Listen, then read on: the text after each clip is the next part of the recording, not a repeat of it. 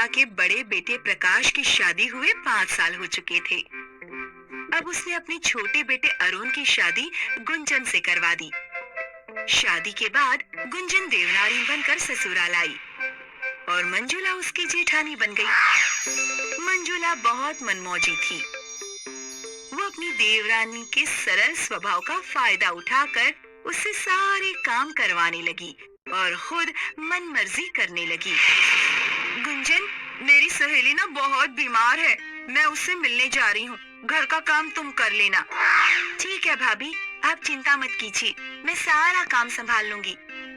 मंजुला रोज बहाने बनाकर अपनी सहेली के घर जाने लगी, जहाँ पर वो सहेलियों के साथ बैठकर जुआ खेलने लगी। ये मेरी 200 की बाजी। अरे वाह, मैं जीत गई।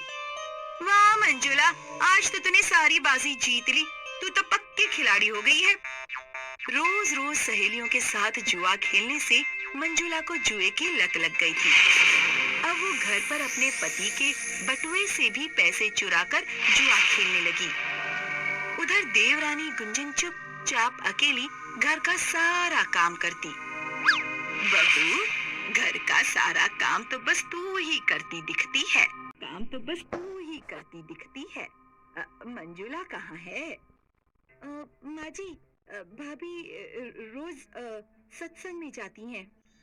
धीरे धीरे मंजुला जुए में पैसे हारने लगी। ओह, मैं फिर से हार गई। अगली बाजी शुरू करो, इस बार मैं जरूर जीतूंगी। मंजुला, अब तुझ पर 5,000 रुपए उधार हो चुके हैं। जब तक तू वो पैसे नहीं देगी, हम तुझे नहीं खिलाएंगे। हाँ, बिल्कुल नहीं खिलाएंगे। सहेलियों की बातों से मंजुला परेशान हो गई। जब तक वो पैसे नहीं देगी, कोई उसके साथ नहीं खेलेगा। लेकिन उसके पास पैसे नहीं थे। एक दिन मंजुला ने अपनी सास चारुलता के गले में एक नई सोने की चेन देखी। अगर मैं माँ जी की ये चेन चुरा लूं, तो इसे गिरवी रखकर कम से कम 10-15 बाजी खेल सकती हूँ और फिर पैसे जीतकर ये चेन छुड़ा लूंगी। हाँ, ये सही तरीका है। उसी रात को चारुलता के सोते ही मंजुला ने अपनी सास के गले से चेन उतार ली और अगले दिन फिर बहाना बनाकर अपनी सहेली के घर चली गई। गुंजन, अगर माँ जी पूछे तो उनसे कहना मैं सत्संग में गई हूँ। मंजुला ने सहेली के घर सास की सोने की चेन गिरवी रखकर फिर से जुआ खेलना शुरू किया और बहुत सारी बाजी खेलने के बाद भी वो कुछ नहीं जीत पाई। हे भगवान, मैं ये सोने की चेन भी हार गई। अब मैं क्या करूं? मंजुला, तेरी ये सोने की चेन अब मेरी हो गई। अगर तुझे और खेलना है तो और पैसे लाने पड़ेंगे। मंजुला अब असमंजस में पड़ गई। अब वो पैसे कहाँ से लाएगी? उधर घर पर चारुलता को अपने गले में सोने की चेन गायब दिखी, तो उसने सबको इकट्ठा कर लिया और रोने लगी। ओह, मेरी सोने की चेन कहाँ गुम गई? कल तक तो मेरे गले में थी। माँ जी, चेन मिल जाएगी, आप चिंता मत कीजिए। इधर मंजुला की जुए की लत उसे परेशान कर रही थी। एक बार कहीं से पैसे मिल जाए तो मैं फिर से पत्ते खेल सकूंगी। मंजुला ने इस बार अपनी सास चारुलता की तिजोरी से पैसे चुराने का मन बनाया। तिजोरी की चाबी माँ जी ने गुंजन को दी है। अगर मैं वो चाबी चुराकर पैसे निकाल लूं, तो कोई मुझ पर शक नहीं करेगा। मंजुला ने रात को गुंजन के कमरे से तिजोरी की चाबी चुराकर उसमें से पैसे चुरा लिए।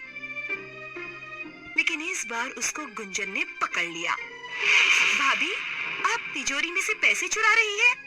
तभी वहाँ चारुलता आ गई। सास को सामने देख मंजुला ने सारा इल्जाम गुंजन पर लगा दिया। देखिए माँ जी, आपकी छोटी बहू चोर है। वो आपकी तिजोरी से पैसे चुरा रही थी। सोने की चेन भी इसी ने चुराई होगी। चारुलता को गुंजन पर बहुत गुस्सा आया और उसने गुंजन को माता पिता के घर भेज दिया। दुखी गुंजन बिना कुछ बोले चली गई। कुछ दिन बीत गए, लेकिन मंजुला की जुआ खेलने की तलब बढ़ती गई।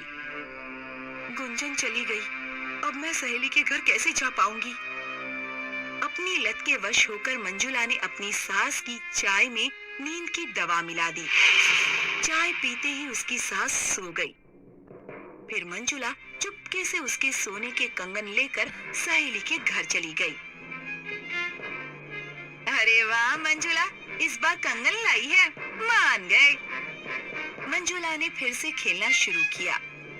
उसने पहली बाजी में जैसे ही कंगन दांव पर लगाए, उसकी सास और देवरानी गुंजन वहां आ गए। माँ जी, गुंजन, आप दोनों।